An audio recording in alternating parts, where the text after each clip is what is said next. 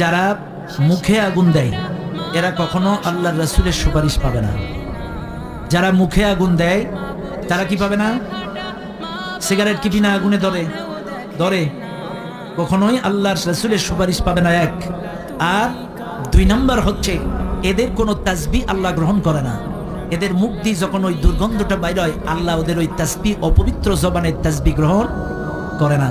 বাইরে আমার আল্লাহ আমাদেরকে বোঝার তৌফিক দান করুন। এবং ইমাম মুয়াজ্জিন জর্দা দিয়ে পান খায়, বাইরে আমারে রাগ করেন না, আমিও হুজুর এই ফতোয়াটা না দিলেও পাইতাম, কিন্তু দিয়ে যাচ্ছি। বাইরে বিড়িতে তো শুকনো তামাক, কিন্তু জর্দায় যে তামাক এটা আরো মারাত্মক খারাপ জিনিস। ওটা পচানো লাগে কেমিক্যাল দিয়ে, মারাত্মক খারাপ। এই মদ কি ওই যে আঙ্গুর, খেজুর, আঙ্গুর এগুলো তারা রস করে খাইতো, একটু দু একদিন পচেই যদি সেটা একটু বেশি হয়ে যেত, খাইলে টাল হতো, সেটারে বলতো মদ।